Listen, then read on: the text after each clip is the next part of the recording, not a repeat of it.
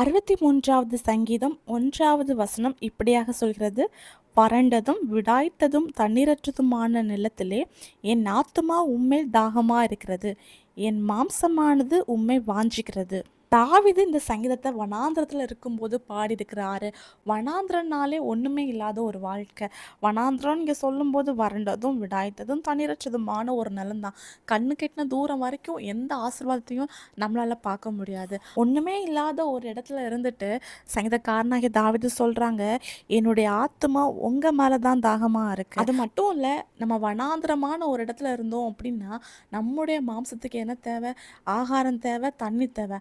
ஆனால் இங்கே சங்கீதக்காரனாகி தாவீது சொல்கிறாங்க, இப்படிப்பட்ட சூழ்நிலையிலையும் என்னுடைய ஆத்துமா உங்களை தான் வாஞ்சிக்குது, உங்களை தான் தேடுது, நான் உங்களை தான் எதிர்பார்த்துட்ருக்கிறேன் அப்படின்ட்டு சங்கீதக்காரனாகி தாவீது இங்கே சொல்கிறாங்க. இந்த வனாந்திரத்தில் இருந்துட்டு தாவீது ஆண்டவரை நோக்கி எனக்கு சாப்பாடு தாங்க, தண்ணி தாங்கன்னு கேட்டிருந்தா ஆண்டவர் கொடுக்காம இருந்திருக்க மாட்டாரு, கொடுத்துருப்பாரு. ஆனால் தாவீது எதை விரும்புகிறாரு அப்படின்னா, ஆண்டவர் என் கூட இருக்கணும், என் கூட பேசணுங்கிறத விரும்புகிறாரு. இந்த வனாந்திரத்துலேயும் தன்னுடைய ஆத்துமா ஆண்டவர் மேலே தான் வாஞ்சியாக இருந்துச்சு. ஏன்னா அவருக்கு தெரியும், ஆண்டவர் என் கூட இருக்கும்போது இந்த வனாந்திரம் ஒன்றுமே இல்லைங்கிறது.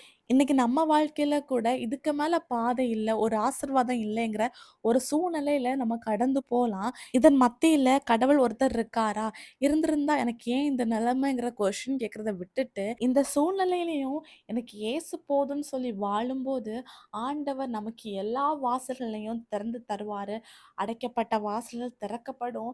இல்லாதவைகளை இருக்கிறவைகளைப் போல அழைக்கிறது தான் நம்முடைய ஆண்டவர். அவரை விசுவாசிங்க. உங்க வாழ்க்கையில அற்புதங்களை எதிர்பாருங்க.